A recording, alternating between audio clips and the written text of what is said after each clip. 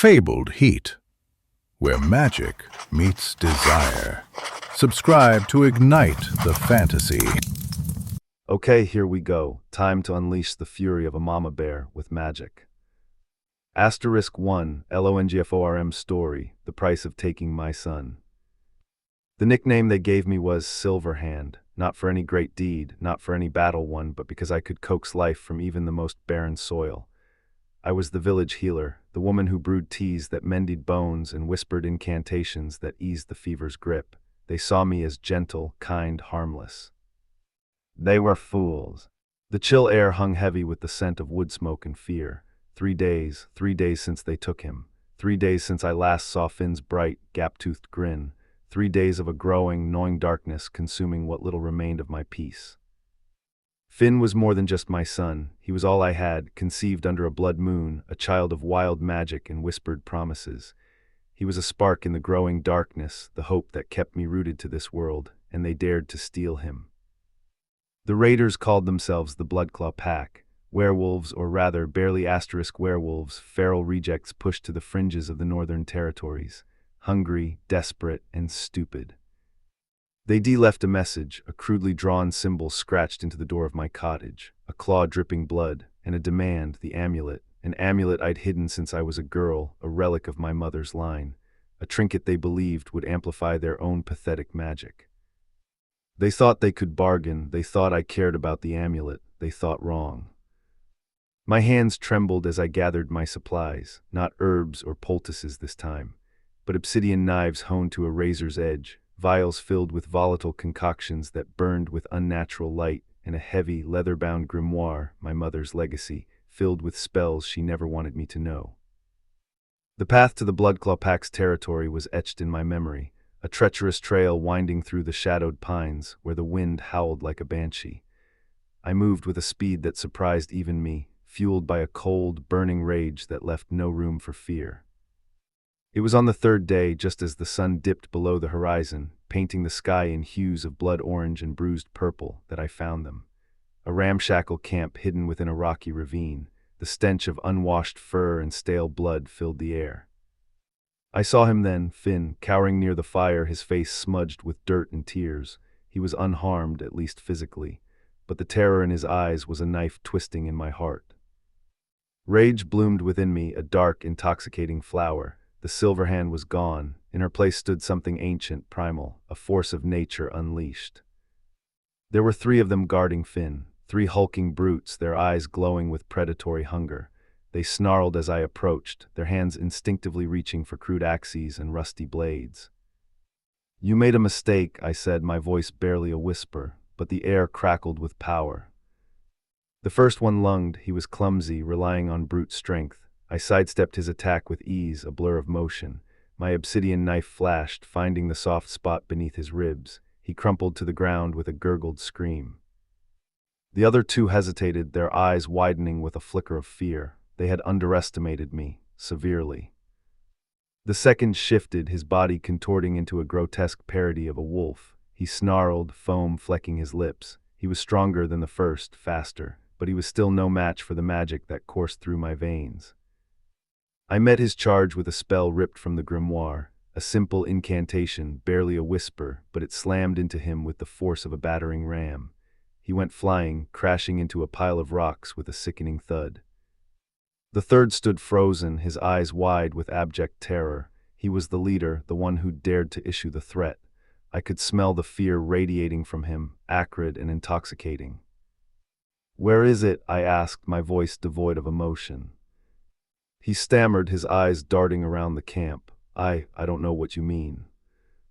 I tilted my head, a cruel smile playing on my lips. "The amulet, my mother's amulet, where is it?" He pointed a trembling finger towards a rough-hewn chest near the fire. It's in there." I ignored the chest, my focus was solely on him. "You took my son," I said, each word dripping with venom. "You threatened him, you thought you could use him against me." He whimpered, tears streaming down his face. Please don't kill me, I was just following orders." "Whose orders?" He hesitated, then blurted out, "Alpha Bram, he wanted the amulet. He said it would make us strong." Alpha Bram, the name sent a shiver of cold fury down my spine.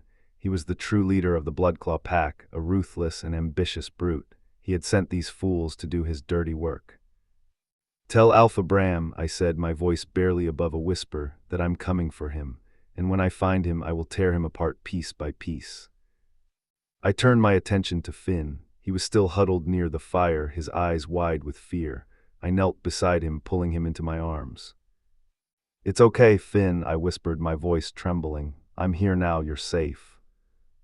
He clung to me, burying his face in my neck. "Mama," he sobbed, "I was so scared." I held him tighter, letting his fear wash over me. It fueled my resolve. I would make Alpha Bram pay. I would make them all pay. We left the camp in ruins, the bodies of the dead, a stark reminder of the price of crossing me. I didn't bother with the amulet. It was worthless compared to the rage that now consumed me. As we walked, Finn grew quiet. He looked up at me, his eyes filled with a mixture of fear and something else, something I hadn't seen before. "Mama," he said, his voice small, "you were scary." I looked at him, my reflection staring back at me from his wide, innocent eyes. Was this what I had become, a monster? "I did it for you, Finn," I said, my voice hoarse. "I would do anything for you." He nodded, but he didn't say anything. He didn't need to. I knew what he was thinking. He was seeing the darkness that I had tried so hard to keep hidden. But perhaps, I thought, that darkness was necessary. Perhaps it was the only thing that could protect him. Perhaps it was the only thing that could save him from the monsters that lurked in the shadows. We returned to the village, but I knew we couldn't stay for long. Alpha Bram would come looking for revenge. He would come looking for Finn. I would be waiting.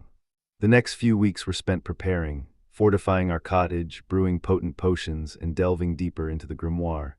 I practiced spells that made my skin crawl, spells that whispered of forbidden power. Then they came. Not Alpha Bram, not yet. He sent his enforcers, a trio of powerful werewolves, each marked with the Bloodclaw insignia. Kaiden, a brute of a man with a temper as short as his fuse. Jackson, a calculating strategist with a silver tongue. And Reese, a quiet shadow, deadly as he was silent. They found me outside my cottage, gathering herbs. I wasn't surprised. They were close. "We've been sent by Alpha Bram," Kaiden sneered, cracking his knuckles. "He wants the boy." "You'll have to go through me," I said, my voice calm. Jackson chuckled, a cold, humorless sound. "We were hoping you'd say that." They attacked. The battle was fierce. Kaiden's raw strength, Jackson's calculated attacks, Reese's silent, deadly shadow presence. They were a formidable force, but I was ready. I fought with a ferocity born of desperation. I used every spell, every potion, every ounce of strength I possessed. I parried and weaved, danced and dodged, fueled by rage and a desperate need to protect my son. My body screamed in protest, but I pushed through the pain. I had to. Finn was counting on me. One by one, I took them down. Kaiden fell to a poisoned blade, his rage turning to agony. Jackson's strategy backfired, succumbing to a spell that turned his own tactics against him.